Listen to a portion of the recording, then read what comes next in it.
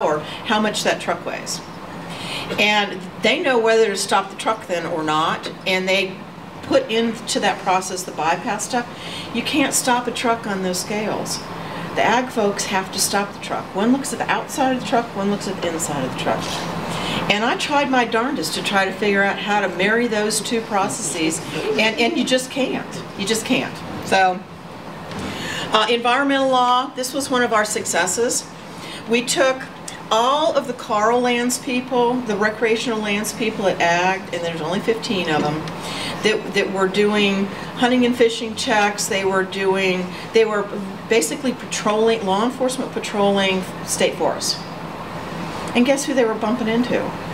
The Fish and Wildlife guys who were patrolling those same state forests, because during the wintertime they're management areas. The Department of Environmental Protection had about 120 law enforcement that are state law enforcement. They have state law enforcement jurisdiction, but they're primarily assigned to state parks and the areas adjacent to state parks. The example that they gave me that was very clarifying, we had an incident at a state park in Wakulla. The closest DEP officer was 2 counties away, in Gulf County. When we took motor carrier into the highway patrol last year, that was 20 command staff positions that we put back boots on the ground as officers, and 11 administrative positions, and that was a recurring $1.5 million savings. We looked at forensic science, and the idea there is we have 5 entities that have labs in the state agencies that have full stood-up labs. And one, are they communicating? 2, is there some mechanism, if you go to the Department of Agriculture lab for some soil science type situation, if that's not the place to go, should you go to FDLE? FDLE indeed, it explained to us that they are the clearinghouse for all of these labs to make sure that there is communication and samples are going to the right place. They felt that the core mission responsibilities for those 5 labs was such that there was no efficiencies to be had and no reason to bring them together. But they did tell us that yes, they were looking for efficiencies and they were communicating, which I think was very important. The Senate asked us to look at the Highway Patrol jurisdiction.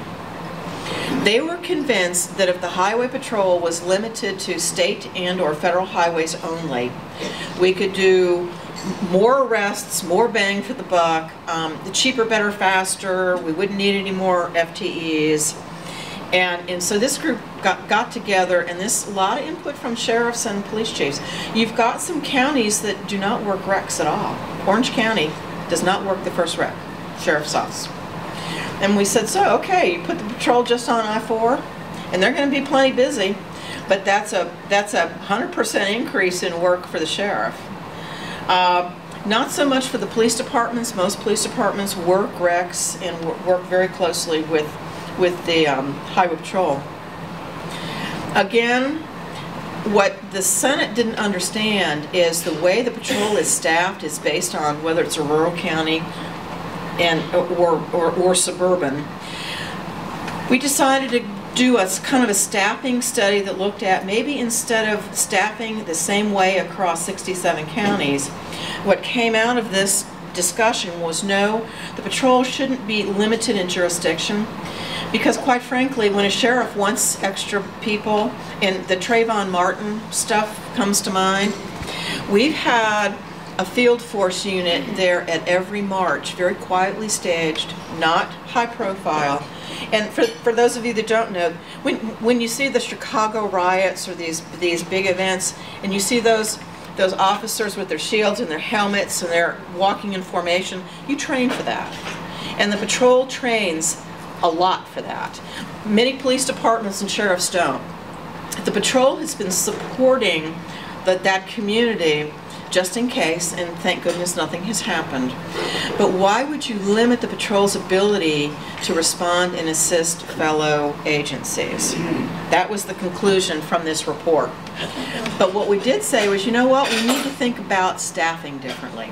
We need to start to treat rural counties where we're probably going to work on every single, even 2-rut road, if that's what the need is from the local community, to suburban counties, to very urban counties. And so we're working actively now with sheriffs to try to kind of retool how we do business. And we're hoping that's going to give a better product, working with sheriffs on what their specific need is instead of what we think it is, and just staffing according to a sort of a population ratio. So I think that was a huge, it's not going to save a lot of money, but I think it's going to deploy and use our resources a lot more efficiently. Information technology. This particular team stayed away from the dreaded data center consolidation issue that is being driven by the legislature, and looked at common platforms. And talk about silos again. Do we have 11 law enforcement agencies in the state buying 11 different systems to track 11, the same thing? An example, computer-aided dispatch. The Highway Patrol back in, 2000, 2001 was tasked with doing dispatch for all 11 big state agencies. And 10 of the 11, little Linda, you will know, 10 of the 11 came along, one didn't, but is now co-located anyway. That was the Fish and Wildlife Commission. As we start to look at replacing systems, FWC has its own CAD system, the patrol has its own CAD system. Some agencies don't have a CAD system. But in order to do a better the best practices for tracking where your people are, what they're doing, tracking activity, CAD system is really important. $10 million. We're about to rebid the patrol's CAD system, and it's going to cost about $10 million. Why wouldn't I take an enterprise-wide look and say, what does the entire enterprise, what do all the agencies need? It lowers recurring backside cost every year.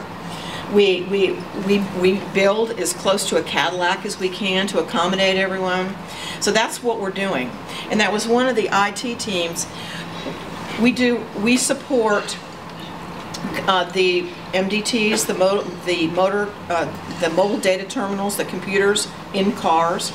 DEP came to us 2 years ago and said, we need to know how you set your system up. We've got $2 million. We're going to put computers in our cars. And we said, why would you spend $2 million?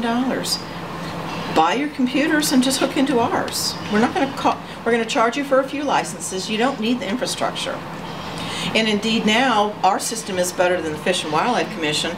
We're working, when we put all of this together, the communication system, the CAD system, MDT, we're going to migrate the Fish and Wildlife Commission over to the patrol, create more efficiencies. That's what this team started to do. Now, a consequence of the discussion about common platforms and a better use for data systems was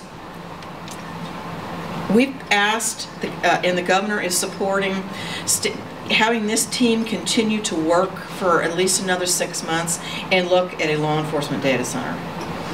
And make a recommendation on all the things that could be supported for the enterprise and not just individual agencies trying to cobble things together on their own. I can do so many things because I have a robust infrastructure, and if you come to me, I can say, sure, jump on. I just need you to pay for an extra license or two. So we're going to continue this particular team a little bit while longer. And Emery Gainey, many of you probably know Emery from the AG's office, is the sponsor. And we've got a couple of team leaders that are going to take this one forward. Investigation. Do we have duplication in all the different forms of investigation that we have? Medicaid investigators, insurance fraud investigators, Highway Patrol investigators, FWC investigators. Everybody has an investigator. And we actually, FDLE was the team lead on this one, and they did a very elegant spreadsheet, and I can push this out to you if you'd like, but it's what everybody does. Are you working within your statutory authority? Are you focusing on core mission? Is there any overlap? Has anybody strayed off and gone off into somebody else's business? And the answer was no. What we did stress, though, was common platforms to exchange information. And this became relevant to me when they moved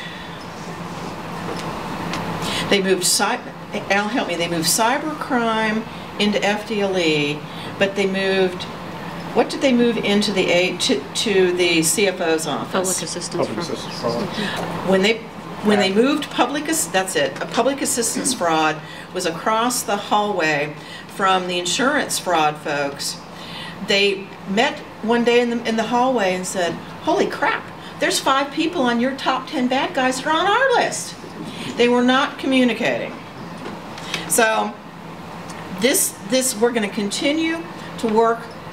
I told the team last week when we met, we're not going to call ourselves a consolidation team anymore. We're going to talk about an efficiencies team, and our charge is going to be extended to December to continue to kind of look for this stuff.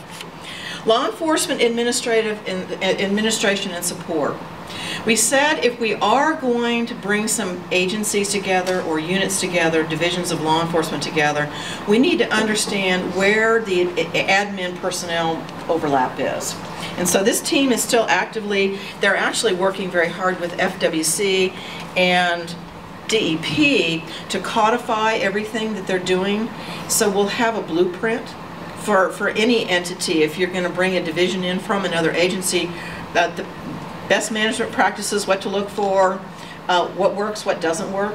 We found with motor carrier, the DOT IT system is so radically different than ours.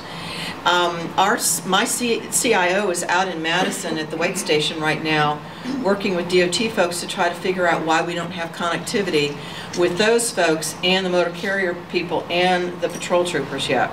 And this is, we're going on a year. And so these things that you have to pre-plan, we're going to put into a best management practices document. Sworn versus non-sworn. If you look at the benefits associated with being a gun toter, it's a lot. It's 41%.